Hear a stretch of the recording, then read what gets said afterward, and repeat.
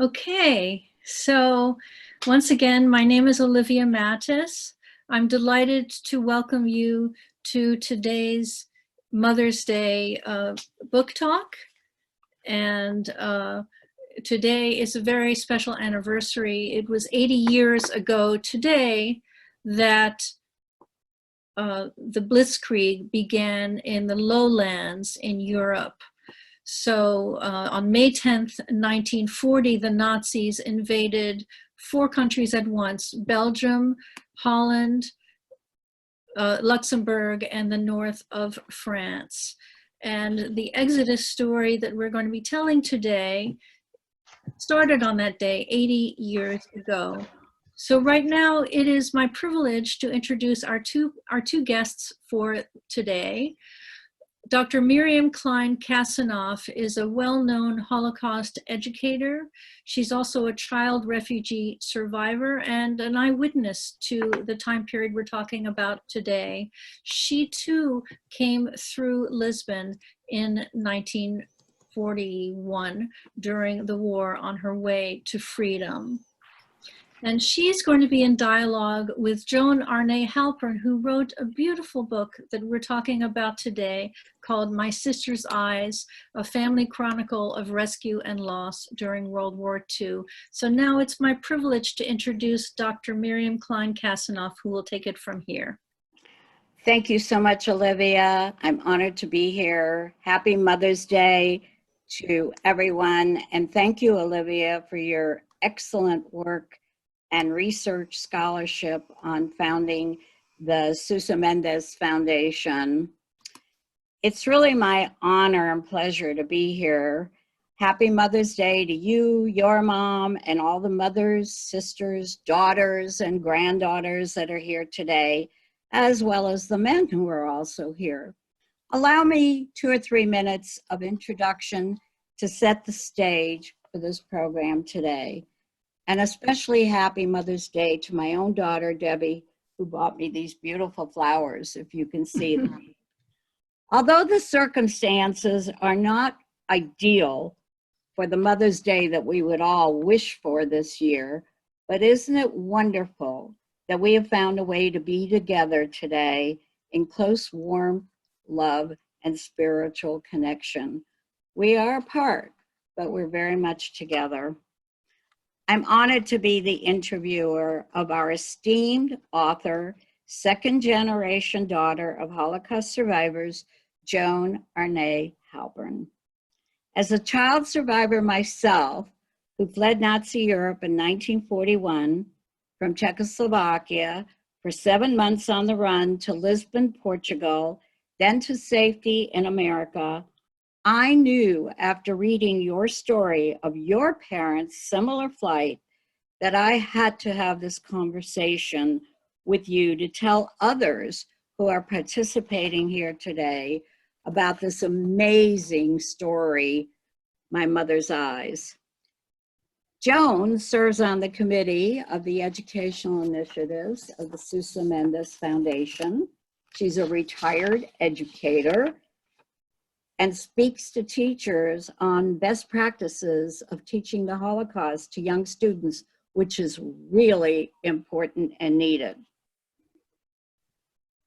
My Sister's Eyes, her memoir, tells the story of her family's fleeing from war and persecution in Europe, beginning in Belgium in 1940. There are many, many memoirs of Holocaust survivors that we have all read, and each story is important and unique. So why are we choosing to hear this particular story today?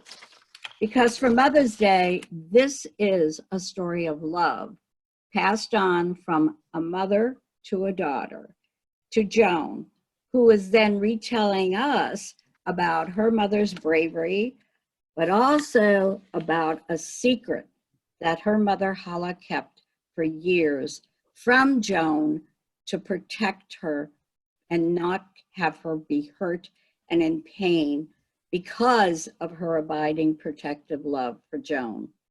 But today's program also has another focus, and it's about the 2 G's second-generation adult daughters and sons who have yet to tell their parents' stories.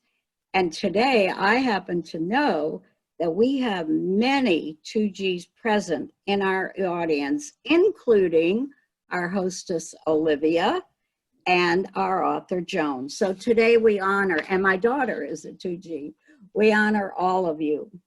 Back to the story.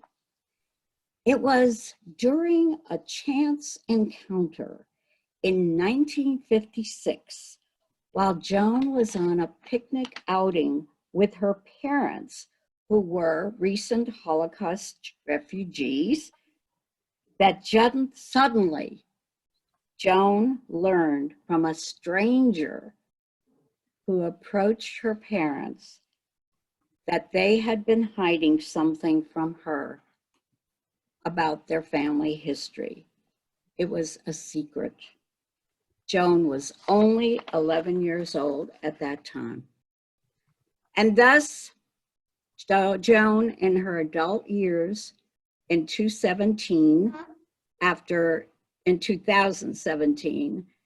years of impeccable research, finally decided it was time to find out how that secret happened and how it changed her life growing up, the daughter of survivors.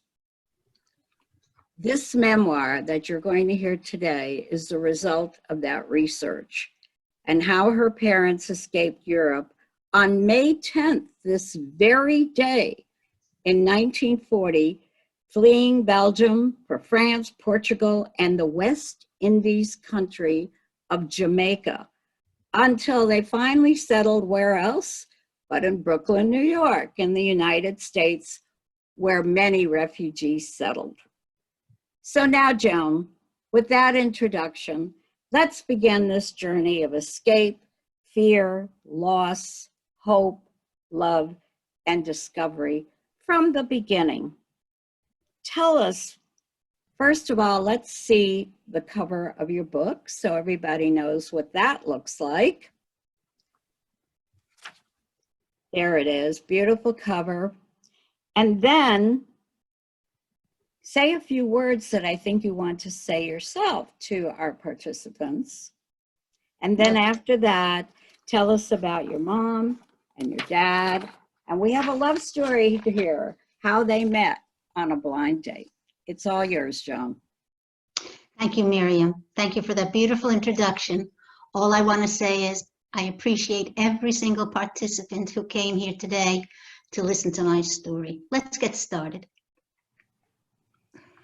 Please, Matt. This is my dad, Ignacio Kovac. It was in 1925 that he left Poland to go to Belgium for work. He joined his brothers there, 3 brothers who were already living outside of Poland. Let's continue. In 1935, at the urging of his mother, he came back for Passover. No, he used to come back every Passover, right? But this Passover, she said to him, Ignacio, isn't it time that you chose a bride? And when he showed up for Passover, he told his mother, Mom, I've got a blind date of a lovely girl in Łódź. And she said, szczęśliwą godzinę, which in Polish means it should be a good hour. Next. And this is the blind date, Hala Kaplan, a young lady of 24 years old in 1935, who was also a little anxious to get married because she had a sister, 2 sisters who were married already. And, you know, in a Jewish family, It was time to get married, right? It was certainly time. Okay, next.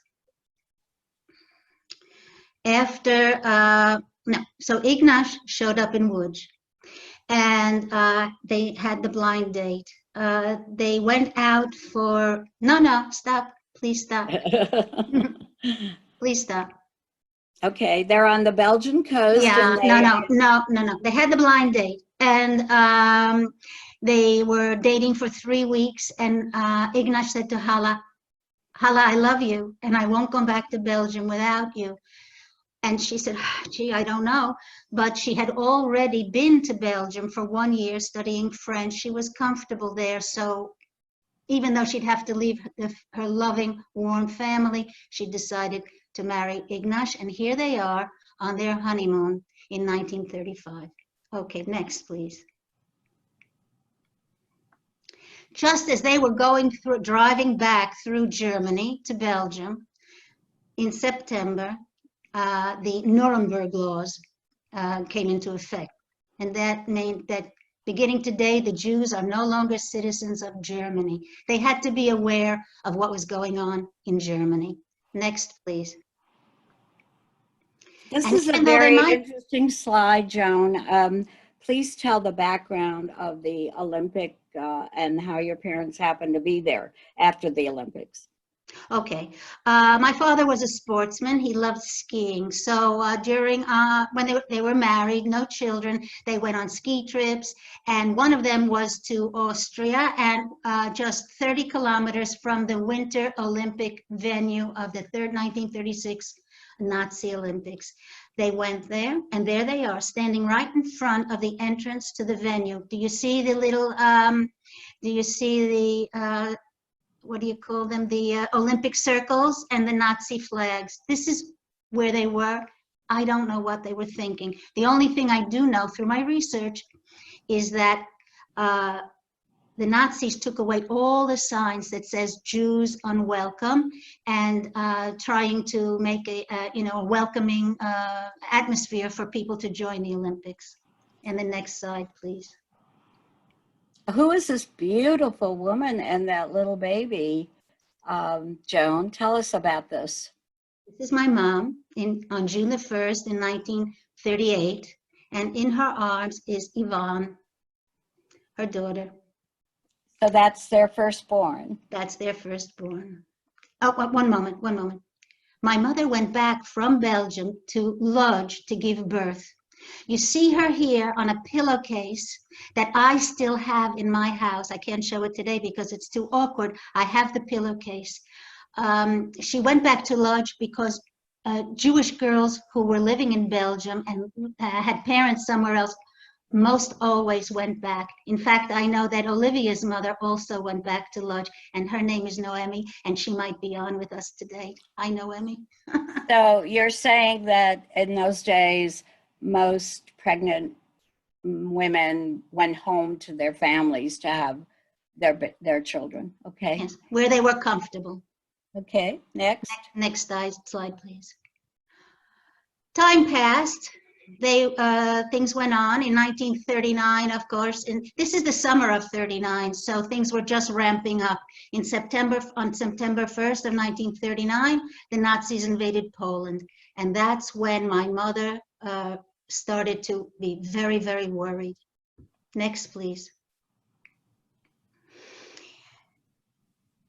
Here you see my father, my grandmother Julia in the center, and my mother in the winter before 1940, in about February 1940. My father had bought his brother's car, a stronger car than his own car, because my Henrik, my uncle, went to the World's Fair. He took the opportunity to go to the World's Fair. He sold his car and arranged for his family to leave Belgium. Next. And did they know where they were going to go? Henrik, he spent a few months in the United States as long as he could, and then he went to Mexico, and he brought them to Mexico. I see. And what's this a picture of? Who's in there? Well, here we are, my mother, of course, Hala, Julia, my grandma Julia in the center, my father, and Yvonne. So in 1940, she's 2 years old. Here they are waiting on the coast in La Panne. And where are they headed to? Well, here, they're waiting on the coast to see what would happen. They all went, thousands and thousands of refugees amassed on the Belgian coast of the English Channel to be as far away from what was happening with the Nazis in Poland as they could. They thought that the Maginot Line could protect them. That's the defense border that was built after World War I, thinking that you could keep the Germans out. It didn't help. On March, so here they are waiting, and wait, not the slide yet. What happened was, this is right before they started their journey. On May the 10th, this day 80 years ago, the bombs started to fall. They fell on, it was the Blitzkrieg of Belgium, and my father in his new car waited for his brother, another brother, because he had 4 brothers, no, he had 5 brothers. He waited for another brother to join them with his wife, and they piled into that car you saw there and started their journey down south. And where were they going? They didn't know. They only knew they had to get down south. And every refugee who you talk to remembers this phrase: we were always one step ahead of the bombs. Yes. At night they ran into, they slept in the fields. When they got into Vichy, France, they covered their car with hay to look like a haystack because the French were confiscating cars. They were 6 weeks on the road until they reached Bordeaux. In Bordeaux, I think we can have the next slide, please. In Bordeaux, people were amassed in front of the Portuguese consulate. On the right, you see Sousa Mendes. On the left, you see Rabbi Chaim Kruger. By some check... Tell us about Sousa Mendes a little bit, since this is the Sousa Mendes Foundation that's sponsoring. Who was Sousa Mendes, and what did he do for the Jewish refugees? Well, I'm here today to tell you this story because Sousa Mendes saved my parents' lives and the lives of, we can say, thousands and thousands of refugees. Olivia doesn't like to say exactly how many, but thousands and thousands. What happened was, he met this Rabbi Kruger on the street. For some reason, he invited him to his home. And then, because of his kindness, he was precluded by the Portuguese government to give visas to anybody who didn't have a visa to get someplace else, or ship tickets or anything like that, precluded. And there was called the Circulars 14. So, but he met this Rabbi Kruger. They shared stories maybe about the Bible. They had something, a connection. They had a connection. Joan, stop a minute, pause, please. So I want you to explain, why did Sousa Mendes do this? He was the consul that was sent from Portugal to France. He was not Jewish. Why would he suddenly take the risk of helping Jewish refugees when it was dangerous for him to do so, wasn't it? It was very dangerous for his future to do so. In fact, what we know is that he went into isolation after he offered Rabbi Kruger visas for just his family to go to Portugal. Rabbi Kruger refused.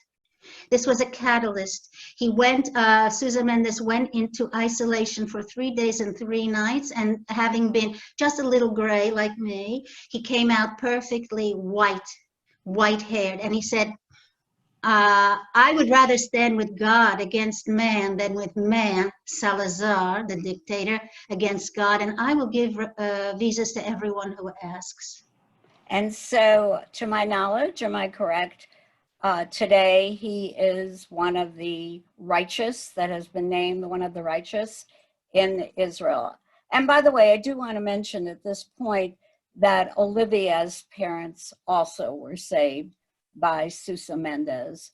And thus we have this foundation and thus these programs. So your parents... Well, excuse me, please. Not only Sure. Olivia, Dan Subotnik, member of the board, got a visa from Sousa Mendes. Leah Sills, her father was saved by a visa from Sousa Mendes. Monique Rubins, all members of the board saved by visas from Sousa Mendes. And thousands of others. And then what happened, moving on to the next slide, what happened after that? Well, they got their visas, and they had to continue further to Portugal. And this is the absolute railroad station where almost every single refugee passed through, where the Portuguese secret police were standing and telling people, you can go here, you can go there, and where they would be able to lodge for the temporary stay in Portugal. You can do the next slide. And then, this is a very interesting picture. They, according to what you told me, I'm reading the memoir, they didn't go to Lisbon, but many of the refugees went to little communities and towns outside of Lisbon. Tell us about Guerra de Foix and exactly what that was and who these people are sitting here. Yes. Guerra de Foix was a seaside town that had many, many apartments because the tourists who used to come, Spanish tourists, didn't come anymore because of the Spanish Civil War. So many, many apartments were available. This is a picture of my parents. My father is standing at the right. My mother's sitting below him. Another lady I don't know. Then Yvonne, my aunt Zosha. Yvonne is in Zosha's lap. I don't know those two ladies, but I do know the gentleman sitting right below the man who's standing up. His name, I knew him as Leo Elson, but I think his name was something else, Olivia. What was his name? What was the purpose of their being at this place? What is this here? Why did they go there? Okay, here you see them at the Cafe Europa on the main street of Figueira. Every afternoon, the refugees met to hear what was going on. They had the radio. They found out who was going where and where they might get a visa to go someplace else. I think this is in October, starting to be the fall of 1940, right? My parents were there. And in fact, my parents were there until, I think we should go to the next slide. Well, I just wanted to make a comment on that. If you go back one, Matt. Yeah, sorry. So this slide triggers an emotion in me, and I'd like to just take a moment to discuss that. When I first saw it, I didn't know what it meant or what it was, and yet watching Yvonne sitting there on your aunt's lap, it occurred to me that I remembered a vision of myself as a small child, also about 4 or 5, in Lisbon. It was in Lisbon or in whatever community we were put in, and that my mom and dad would go to this cafe every day, and that I ate these delicious, delicious, delicious chocolate ice cream, hot fudge type ice cream, to which I'm still addicted. And when you told me about this, I realized that that's where I had gone. But what I also want to point out about this picture is you might say, well, these refugees look happy. They don't look like they're typical refugees escaping Nazis. They look smiling and happy. But you see, during the period of time that refugees were stuck in Lisbon and in Portugal, they were treated very well. And many people had to stay for a long time. And so they made the best of it. But underneath all that and the smiling and so forth were very anxious people who were waiting for their ships, never knowing when they would come, which ship would come, and where would take them. So I hope I wanted to just relate to you on that level. Do you want to move on to the next part of the journey now? Yes. So next slide. There you go. Talking about being treated well. Here you see my father on the left, my father, my mother, and Yvonne in a very beautiful little dress. This dress was a gift for the day, not forever, of a Mr. Alberto Malafaia. My parents were in Portugal for 18 months. Okay, many refugees came to Portugal, they left, they stayed for a few months. Go back, please, please.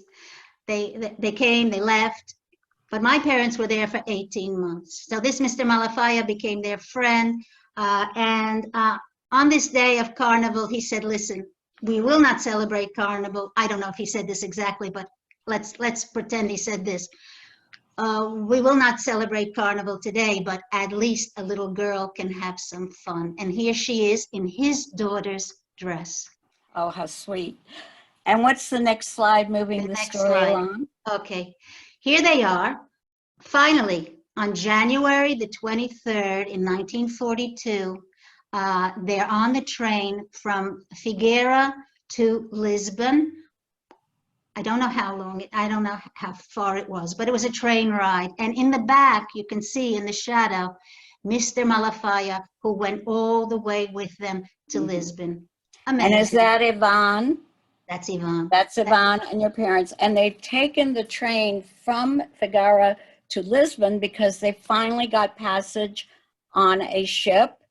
And in order Yes. to meet the ship in Lisbon, Portugal, they had to get there. So let's move to the next slide then. Is this the ship that you finally boarded to leave Lisbon? This is the Serpa Peter, and this their passage, my parents' passage, and my whole family's passage, and 157 Polish Jews who were still left in the country. The Nazis, along with the Portuguese secret police, were making lists, and they were ready to send these Jews back to their countries of origin, Polish Jews back to their country of origin, and that was in about November. The JDC, the Polish government in exile in London, and the British government arranged for them to be evacuated to the island of Jamaica. Did they know, your parents, that they were going to the island of Jamaica? No, they didn't know. They would be going, they knew they would be going under someplace of the protection of the British flag. They were told they'll be able to work.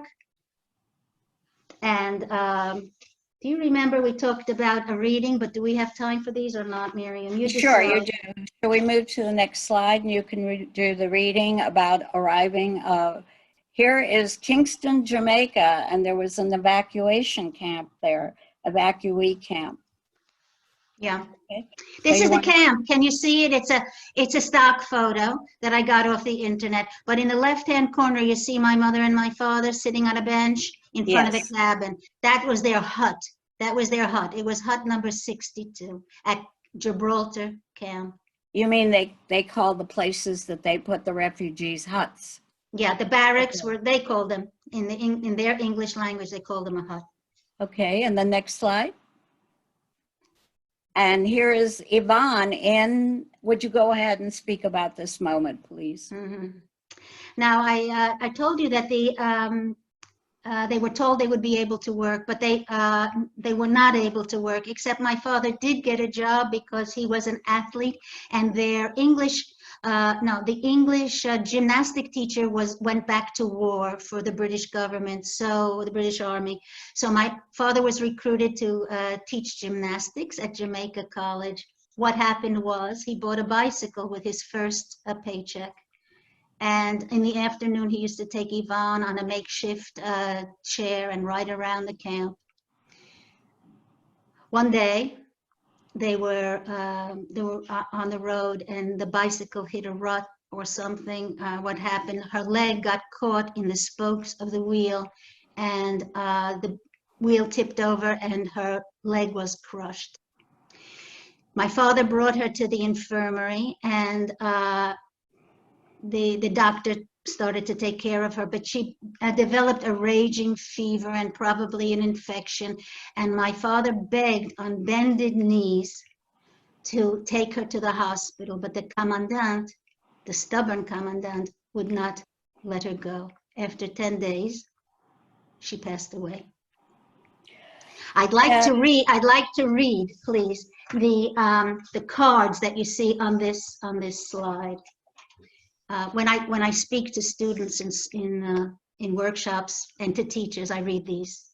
So it's the representative of the Polish group is writing to the Haisem, which is like the Jewish organization that took care of them, paid money for them to be in Jamaica and everything. So it was the 4th of June in 1942. The top card reads, deceased, number 82, Yvonne Krakowiak, 4 years, hut 62, room 21. And the second card reads, Kingston, the 5th of June, 1942. Dear sirs, today we had a rather bad day, and decidedly nothing will be spared to us, as we have had the first death among us, a little girl of 4. Enclosed, 2 slips for the files, Duplo for the joint. There's a moment of grief here that I feel in your heart and I feel in my heart. Imagine after they had spent all that time escaping, living in Portugal, waiting, finally getting on a ship, and they're almost halfway to safety after they leave Jamaica finally. They lost their only little child, a 4-year-old precious little girl. They say that the worst thing that can happen to parents is to lose a child. Tell me, how did your mother and father handle that grief? Well, I never heard about this from my mother, but in doing research for this book, I found the manifest of the Serpa Pinto. And on the list, I saw names of people that I did know, people who were, the parents were friends of my parents, and then little children, they were little children at the time. So I contacted one, and he gave me a testimony. He sent me to his sister, who gave me a testimony, and she said, the sister said that Hala, she said that she used to play with Yvonne. She was 6 years old at the time. Yvonne was 4. She used to play with Yvonne like she was her little doll. And when she died, her mother had to tell her that she wouldn't come back. And she saw Hala close the window of their hut. And Hala didn't come out for a year, she said. She said she didn't come out for a year. That was your mother? Yes. Yes. And finally, as all survivors, refugees, and anyone who's lost someone like this, life does go on. So let's go to the next slide and show how, well, there you are. Life did go on. Tell us about this and who this little girl is. Here I am. On the left, that's me at 1 year old. And on the right, you see my father in the center of the picture holding me, my mother standing in front of him. These are our friends in Brooklyn. They're standing on the boardwalk at Brighton Beach. Let's go back 1 minute, Joan. Yeah. They left Jamaica shortly after Yvonne died. They were, no? No. How long were they there after that? Oh, my parents left Jamaica on October the 2nd in 1943. They were there in the camp for more than a year after she died. And then a ship came from the United States that was to take them to the United States? No, they flew to Miami. And they flew to the Miami and took the train to Penn Station, where my father's oldest brother, Henry, the one who he bought the car from, was now in the United States, and came to meet him at Penn Station and took him to Great Neck, of all places, where Henry was living. And then they ultimately moved to Brooklyn, and they had you. This is you, Joan, right? Yes, that's me. And then tell us about the next slide, please. What's this? This is a picture of the Bear Mountain Park swimming pool. And what happened there in 1956 when you were there with your parents on a picnic? It was July the 4th. My brother, who had been born 6 weeks before, was with us. I went to the pool because by myself, because you were allowed to be by yourself in those days. Nobody worried about their children. And as I entered the pool, a man looked at me. I looked at him. He was wearing a bathing suit, a European bathing suit, just like my father. But I went and I started puttering around. And then all of a sudden I saw him on the side of the pool, and he's waving me over. And I said, I went to him and he said, "Take me to your father." I took him to my father. And when they saw each other, they hugged and kissed and started talking in Polish. And I said to my mother, "How did this man know that I was Daddy's daughter?" And she said to me, "You have your sister's eyes." I didn't know anything about a sister. I didn't know that I wasn't the first child, that I wasn't the only child. And I started asking her questions that she could not speak about it. She said, "One day I'll tell you. One day I'll tell you." So there you are with your parents. You're 11 years old with a new infant brother. You're the daughter of Holocaust survivors, you know that, but you had no idea that there was an Yvonne. And at that moment, because of that stranger who recognized your dad from the old country, you have suddenly realized that you had a baby sister, Yvonne. And tell us now with the next slide, the next part of what your life was like until now. And how you From 11 to 75. Okay. In a few words. We are reaching the point where we want to get to the end. I've got it. I've got it. Well, let's just say, you grew up. I grew up, right. And the important part here is that in this is a picture of my daughter. She's my mother. This is Hala, my mother. That's me standing, the tallest one. My mother Hala is on the left, and she's holding my daughter Roni, who was born in 1981. And this picture was taken on the occasion of her baby naming. And on the right of my father, Ignacio, who's now Robert Arnay, is my brother Richard. In any case, where was I going? Oh, so, well, I was leading you towards going about with your life, knowing this secret now, but you went on with your life, you became a teacher, you started your research, and then you published your book. And I think that you wanted to read to us that in the end, you adjusted to the idea that you had a sister and that it informed you and the rest of your life and your work. And then you were going to read to us that through everything, how your parents. Okay. That's where I wanted you to go now. Okay, here I am. Now, the book, My Sister's Eyes, was created to tell this story of rescue and loss to young people. My target audience is 6th grade through 12th grade, but adults, respond to it as well. The last part, instead of saying author's notes, I wrote skeletons because I thought that kids won't read the author's note, but they might read about skeletons. So here I wrote, though I never knew Yvonne and spent most of my life not knowing very much about her, her short life and the story of my parents' dangerous quest for safety has informed my life. Then I go on to say some other things, and then my last words in the book are these, and I'd like to read them. I would like the reader to know that even though their trial of 1,241 days waiting to enter the United States resulted in personal tragedy, my mother frequently told me that she and my father blessed the country that gave them a new start and the American people who welcomed them with open arms.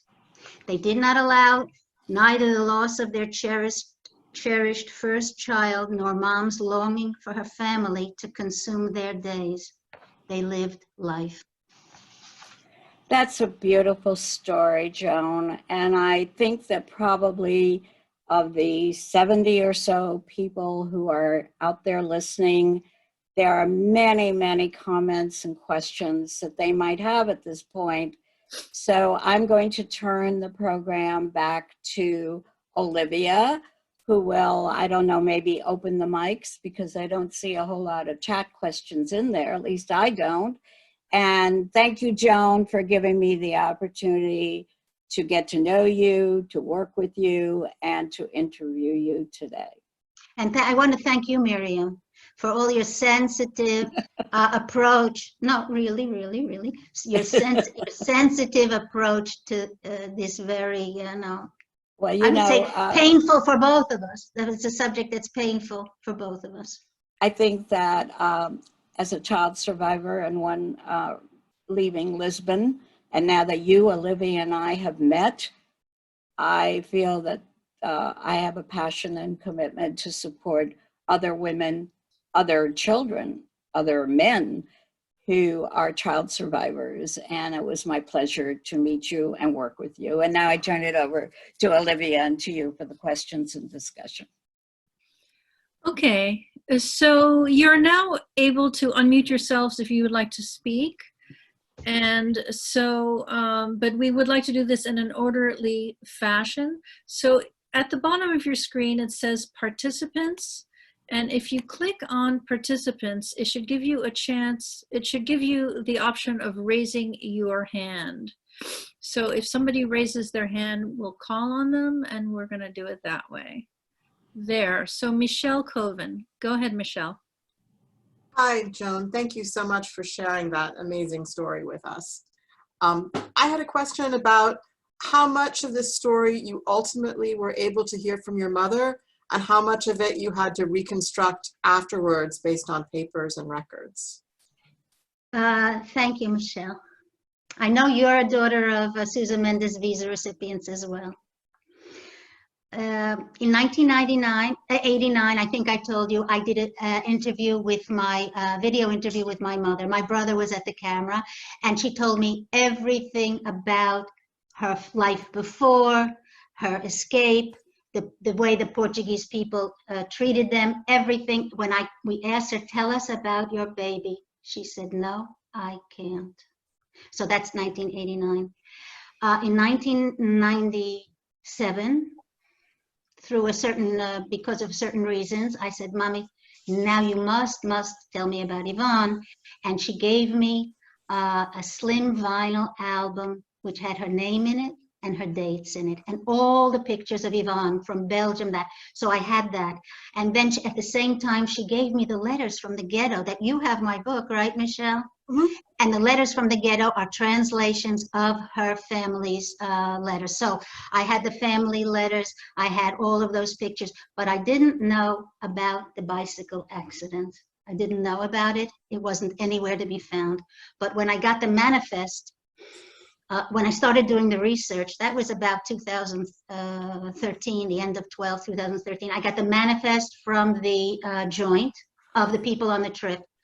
I saw names of people that I did recognize from my childhood. Through the magic of the internet, I contacted those 3 people, I don't know the page in my book, who were children at the Camp Gibraltar at that time. And that's where I got the information about not being able to go to, being sent to a hospital. Why? The commandant didn't want to show maybe that his facilities weren't good enough. Okay, so that's why she wasn't sent there, and that my mother closed the window and didn't come out for 1 year. That's where I got from that. And I just want to tell you, the 13-year-old boy in my book who gives testimony is a man named Maurice Templesman. You know that name, Michelle? You're too young. You're too young. Jackie Onassis, her third partner, was Maurice Templesman. He was a child survivor, a Polish national, sent with his family to Camp Gibraltar. And he was 13 at the time. And when he became a friend of Jackie's, my mother said, you know what? I went to his bar mitzvah. Okay, so we have another question here. It's from Leah, but she's writing it, so I guess I'll read it. She says, your mom went back to have her baby in Poland. So the question is, well, what happened to your mother's family?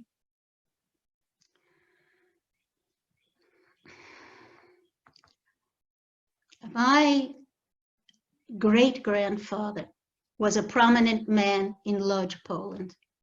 He was a landowner. His son-in-law, this is what my mother told me, his son-in-law told him, Abraham Meyer, people are putting their money in Switzerland. Why don't you do the same?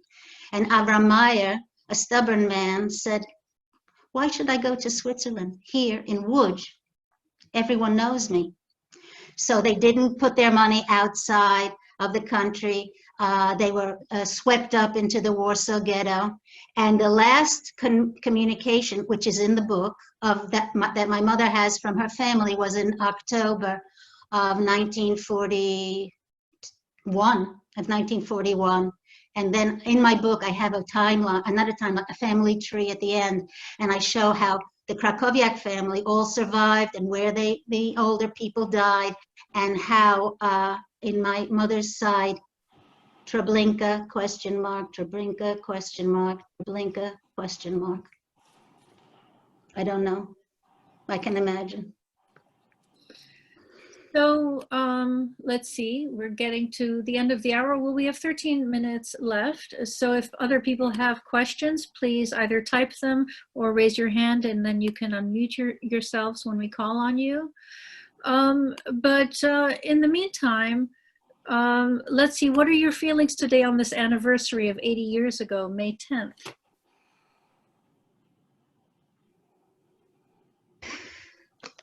Well, I can tell you only what my mother had to say in that interview in 1989.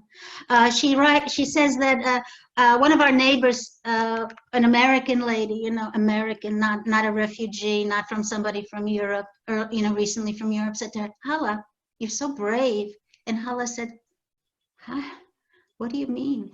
And then she said, well, looking back after the 2-hour interview, she said, looking back on the story that I told you now, I guess I was brave. And then she said, but I need to tell you something. Your father, he was the one who got us out, because he was the one who said, when the bombs were falling and they were on the road, they're not going to get us. They're not going to get us. So how can I feel about this day? This day was a tragedy for my family and thousands of others, millions. You know, the New York Times reports that there were 6 to 10 million people on the road. Yes. So what can I say? Yeah. So what was the process for you? Why did you write this book? And yeah, what was your motivation? Oh, I'll tell you what happened. So I just recorded my mother's interview in 1989, and I had all of this information. And then around 2012, 13, I started writing her story. And, you know, we had Google. So I Googled Portugal 1940, and it came up with the Sousa Mendes Foundation right at the top. You can be very proud, Olivia, right at the top, Sousa Mendes Foundation. And so I contacted the foundation, and they told me, we're going on a trip, a journey on the road to freedom. I signed up right away with my husband right away. And then I said, look, I have all these pictures from Portugal. There's a man here. My mother remembered his name a little, didn't remember his name exactly. I think it's but my aunt remembered his name, Malafaia. So they helped me, the foundation helped me to find Malafaia. And I prepared this book. Take a look. I have it here, right here to show you. See this? Does it show? Yeah. Yes. It's a snapfish book with all my mother's pictures in it, and I titled it The Lucky Ones. And I made it, and I brought it to give to the Malafaia family. I met Mr. Alberto Malafaia's son, grandson, excuse me. I met his daughter, Luisa, whose dress it was that my sister was wearing on that carnival day. I met his 3 grandchildren. And so, and then, I brought the book on the trip. The other participant says, and I showed it, you know, to everybody, we don't have anything like that. Where did you get all these pictures? How do you have all these pictures? And I said, well, you want to know how I had all these pictures? You see this? Yes. You see this beautiful vase? Do you see this? Yes. You know what it is? This is the album that my father brought back from Palestine when he went there to be a halutz, a pioneer, and he only stayed a short time. He brought this back. How do I have it? In 1946, when the war was over, and my father was schlepping boxes in a warehouse in Soho. He said, maybe to my mom, maybe we'll go back. And maybe we'll start a life again in Belgium. And so he went back, and he went to the apartment where he had been renting before the war.